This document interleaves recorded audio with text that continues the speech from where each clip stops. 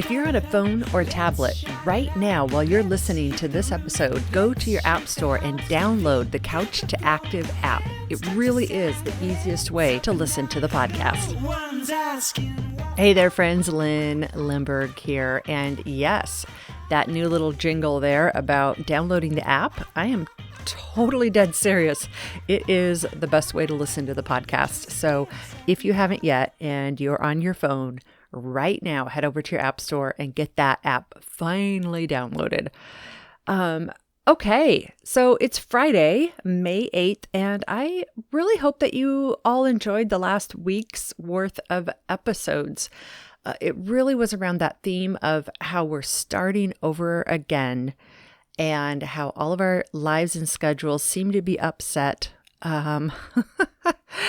Yeah, it's May 2020 and in the middle of the pandemic here still. And I want us to get ahead of our own vision of what new normal looks like for us, because we're already starting to hear it and we're going to keep hearing it more and more and more. And so let's do a recap today on these last few episodes. And what I'm going to do is just give you what I see as the major highlight from the last few episodes about how we can think about our new normal. And why this is important is because you need to get ahead. We all need to get ahead of what we want our lives to be looking like in terms of exercise. Could be anything, but I'm always talking exercise. We want to get ahead of the marketing game. We want to get ahead of all the advertisements that we are going to be flooded with over the next 6 months to a year. Okay, so the first one is we brought Tanya Mark in, and she was the nutritionist coach who talked about quarantine 15, that hashtag, and the concept of gaining weight while you're in quarantine, and the shame around it, and just the self-loathing around it. So when you're thinking about the new normal, what I want you to take from this piece, and what I'm taking from this piece, is don't let your motivation be shame motivated. Don't let it come from a place of feeling like you're not good enough or you're not worthy, because you are. And most advertising, it's easiest to get people to purchase and buy if you get them to think that there's something wrong with them. Blah, blah, blah. You've heard this before if you've listened to me enough. So Tanya Mark, thank you for that. That was the quarantine 15 shame. So when you think about your new normal, take shame out of the equation. Tuesday, we had Petra Kolber, who talked about knowing your why and why it's critically important to really understand why you're doing what you're doing, why the new normal is what you're creating, and why that gives so much backbone to it. And it really ties in nicely to Tanya Mark's piece about shame and getting rid of shame, because if you're shame-based and your why is a shame-based why, that's just not how we want to live, is it? Yeah, I know. It gets deep fast. The next one is to remember we don't know what's going ahead. We had Kim Peek who came on, and she talked about how in her mind she hated running. And then she ended up loving running so much that she became a running coach. And then she got a breast cancer diagnosis, which screwed up her running.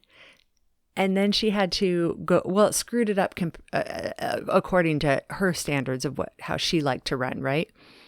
She went from a really great runner to a struggling runner in her eyes.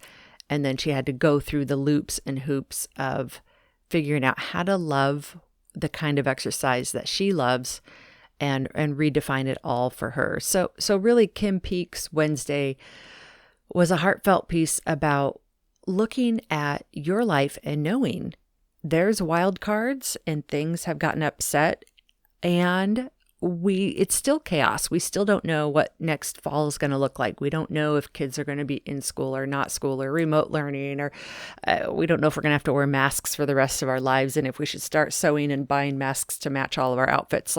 I mean, I'm being a little flippant, but you know what I mean. So really know that when you make a plan, that flexibility, adaptability is going to be a big key piece of our resilience here. And then yesterday, loved Shannon Williamson, who came on. She's a Couch to Active fan. And when I heard her story, I just had to bring her on because she really demonstrated the two concepts of Couch to Active. One of the concepts that she demonstrated was the idea of getting back in touch with what you love. So when she told her story about dancing and how she really missed dancing but thought she was too much of an old lady for it, and she was only 40 years old. I'm like, that is not old, Shannon. If you're listening, Shannon, which I know you are, but compared to high school kids, yeah, 40's old. But how she's got back in touch with what she loved. And the second concept that Shannon demonstrated really well that I just loved was the concept of being brave. And I got to tell you, putting on a leotard and getting into a dance studio with a bunch of teenage girls when you're in your 40s out of a true intention to do this because you love it, that's a really scary thing. And it takes a lot of braveness. Yeah, there we go. So much respect for Shannon in telling her story and sharing all of that. So folks, this is what we want to do. We want to start getting that mindset of getting ahead into the new normal, and then looking ahead also and being aware that the marketing BS, the marketing brainwashing, the marketing, whatever we want to call it, is going to be fitness industry brainwashing, is going to be going after us big time to tell us what we should be doing. Trust me, I've seen it, and I want us to get ahead of it. So next week, we are going to do a combination of just a bunch of quick tips, motivational tips to get you going, a little more lighthearted. I think you'll like it. And I'm going to take one episode and talk a little bit about what I have been learning about the fitness industry and gyms, and some predictions on how they may look different as they begin to open up again.